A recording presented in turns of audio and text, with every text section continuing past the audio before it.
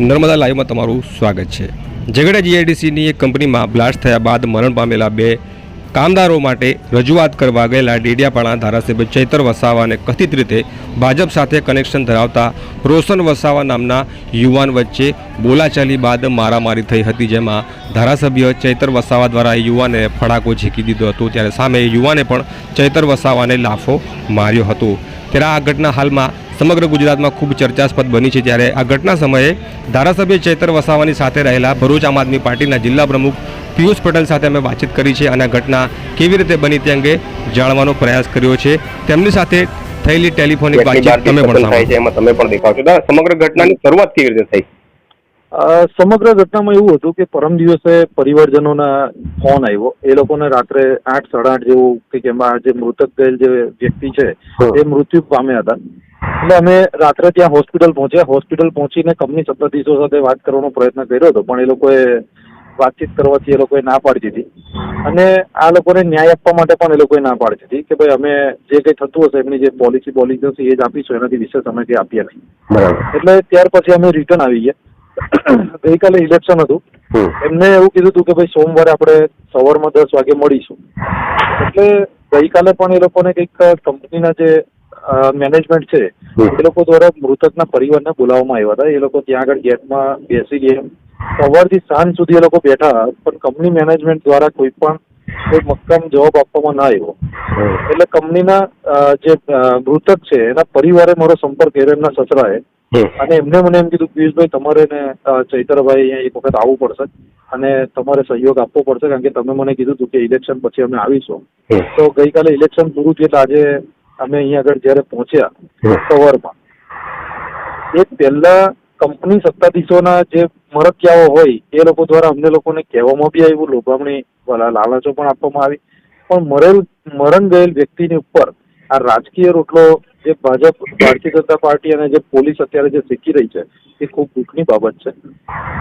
સવારમાં અમે જયારે ત્યાં આગળ પહોંચ્યા ત્યારે ઓલરેડી એમના જે બનેવી છે ને એમના બેન છે એ લોકોને લઈ અને કંપનીના અમુક જે કંપનીના બચાવ પક્ષની અંદર જે વ્યક્તિ જે દેખાય છે એ વ્યક્તિ ત્યાં આગળ રોશન વસાવા નામનો વ્યક્તિ છે, એ વ્યક્તિ ત્યાં આગળ અંદર જ હતો।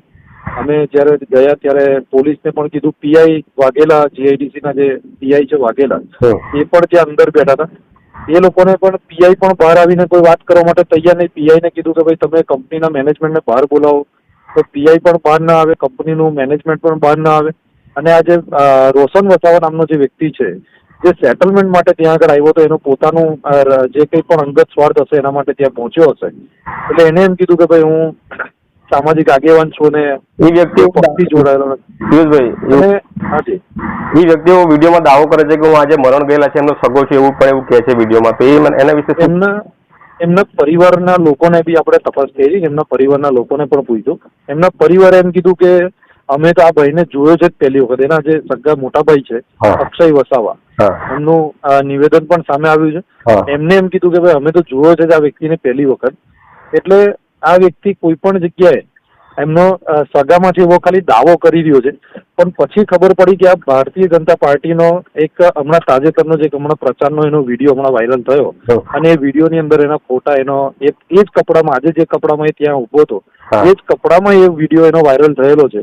તો આ ભારતીય જનતા પાર્ટીની એક નીતિ રહેલી છે કે જે આવા કંઈક બી ઘટના ઘટે છે તો એની ઉપર એ લોકો એમના પોતાના ખિસ્સા ભરી લે અને એમના આવા લોકોને આગળ રાખી અને પોતાની રાજનીતિ રમી લે।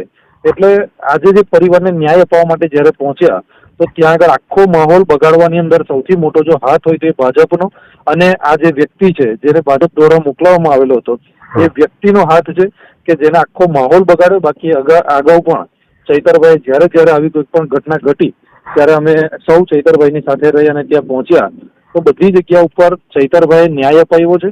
પ્રાંતિય લોકોને પણ ચૈતરભાઈ દ્વારા ન્યાય અપાવ્યો અને એ લોકોને આપણે 90 લાખ રૂપિયા સુધીની સહાયો પણ અપાવી છે। ત્યારે આજે જે ઘટના બની એ ઘટનાની અંદર હજી સુધી કોઈ પણ પ્રકારે નક્કર પગલાં નથી લેવાયા। પોલીસે આની ઉપર કોઈ નક્કર પગલાં નથી લીધા। કંપનીની અંદર જીપીસીપી દ્વારા, ફેક્ટરી ઇન્સ્પેક્ટર દ્વારા જે ક્લોઝર નોટિસ આપવામાં આવે ત્યાર પછી કંપની એને ક્લોઝ કરી દેવાની હોય, છતાં પણ આજે કંપનીની અંદર એ લોકોના કેટલાક એમ્પ્લોય આજે પણ ત્યાં આગળ યુનિટની અંદર હાજર હતા। તો કંપનીની અંદર આ બધું જ પૈસાના જોર ઉપર આ લોકો આ સરકારની અંદર બેસી અને આખો ખેલ કરી રહ્યા છે ને સામાન્ય જે પરિવાર છે એમની જે જીવનની જે કિંમત છે એ લોકો કશું સમજવા માટે તૈયાર નથી. આ અંદર ભાઈ આ જે ગેટ બંધ કરી રાખ્યો હતો અંદર પણ જવા નથી દીધા, ધારાસભ્ય અંદર કૂદીને ગયા અને પછી આ મામલો જયારે ઉગ્ર થયો ત્યારે ત્યાં પોલીસ શું કરતી હતી અને એવું પણ સાંભળવામાં આવ્યું છે કે બાઉન્સરો પણ કંપનીના ત્યાં ઉભા હતા, તો એમની શું ભૂમિકા હતી એમાં પોલીસ અને બાઉન્સર? કંપનીએ ગઈકાલથી બાઉન્સરો બોલાવી લીધા છે. એમને ખબર હતી કે અહીંયા મૃતકના પરિવારને એમને રૂપિયા નથી આપવા, એટલે કંપનીએ તો ગઈકાલે સવારથી જ એમને તો બાઉન્સરો મુકાવી દીધા છે. અને આ બાઉન્સરોને આગળ રાખી અને પોલીસ બિલકુલ જે સત્તાધીશો જે કંપનીના સત્તાધીશો છે એ લોકોનો બચાવ કરવાના પ્રયત્ન કરી રહી હતી. પીઆઈ વાઘેલા અને વારંવાર એ લોકોને ટેલિફોનિક એ જાતે એમને પરમ દિવસે પણ કોલ કરવાનો પ્રયત્ન કર્યો. આજે સવારે જયારે પીઆઈ અંદર હતા મેં મારા નંબરથી એમને ફોન કર્યો, પોતે ફોન કર્યો છતાં પણ એમને ફોન રિસીવ ન કર્યો. અને કંપનીની સાથે એમનું શું સેટિંગ ચાલતું હશે એ તો આગળ જયારે તપાસ થશે અને એની અંદર ખુલે તો સારું છે, નહીં તો અમે તો આની અંદર કાયદાકીય પગલામાં આગળ વધવાના છે. એના પીઆઈને લઈને વધવાનું હોય તો પણ અમે વધીશું અને કંપની સત્તાધીશોને લઈને વધવાનું છે તો પણ અમે વધીશું. અને આ બિલકુલ આની અંદર માનવવધનો ગુનો દાખલ થાય છે, દેખાય છે કે માનવવધનો ગુનો આની અંદર દાખલ થવો જોઈએ, છતાં પણ પોલીસ હજી સુધી કોઈ પણ પ્રકારે એક્શન કંપનીના વિરુદ્ધમાં નથી લઈ રહી. એટલે દેખાય છે કે કંપની પાસેથી કંઈક ને કંઈક જગ્યાએ પોલીસ પણ આની સેટિંગમાં કામ કરી રહી હોય. પિયુષભાઈ, જયારે આ ઘટના બની એમાં કંપનીમાં જયારે બ્લાસ્ટ થયો અને જે 16 જણા દાઝી ગયા છે, તો આજે 2 વ્યક્તિ મરણ થઈ ગયા છે અને બાકીના જે છે એમની પણ ગંભીર હાલત છે, તો એમના વિશે તમારી પાસે કોઈ માહિતી ખરી? અત્યારે હું સુરત હોસ્પિટલથી જ આ રસ્તામાં જ છું અને હમણાં જ સુરત હોસ્પિટલથી હું નીકળ્યો છું. ત્યારે જે ત્રીજા જે વ્યક્તિ છે એની પણ હાલત અત્યારે ખૂબ ગંભીર છે.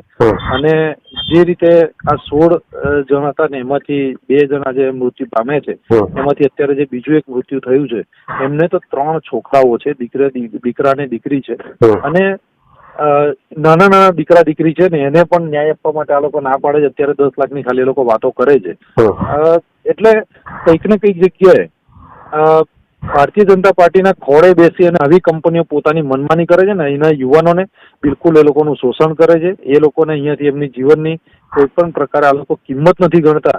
આ એક દુઃખની બાબત છે ને આગળ અમારી ને ચૈતરભાઈની લડત આ લોકોના ન્યાય માટે અમે લડતા રહીશું અને આગળ અમે આની અંદર આગળના જે કંઈ પણ સ્ટેપ લેવાના છે અમે આગામી દિવસોની અંદર અમે કરીશું. હવે એક છેલ્લો સવાલ તમને કરું છું કે ચૈતરભાઈ જે વિડીયો કર્યો છે એમાં કીધું છે કે આવનારી 30-29 તારીખે તેઓ કંપની બહાર ફરીથી એકત્રિત થવાના છે આ મામલે, તો એના વિશે શું કહેશો? જી, 30 તારીખે સૌને આહવાન કર્યું છે, કારણ કે કંપની જો ન્યાય 30 તારીખ પહેલા નહીં આપે તો ચોક્કસથી અમે 30 તારીખે ફરીથી આ જ કંપનીના ગેટ ઉપર બેસી અને ત્યાં આગળ અમની ન્યાયની માંગણી માટે અમે પરિવારની સાથે રહીશું. અને જે રીતે અત્યારે કંપની પોતાની મનમાની કરી રહી છે એવી તો અમે લગભગ ભરૂચ જિલ્લાની અંદર તો અમે નહીં જ ચલાવીએ, કારણ કે અમે હંમેશા અને ચૈતરભાઈ હંમેશા આવા જે પણ પરિવારો છે પરિવારોની ન્યાય માટે આખી રાત કંપનીની ગેટની બહાર ઊંઘેલા પણ આપણે સૌએ જોયા છે. એટલે આમાં પણ અમે કંપનીને જે એમ્પ્લોય છે અને જે મૃતક પરિવાર છે એમને ન્યાય અપાવીશું એવો અમને વિશ્વાસ છે.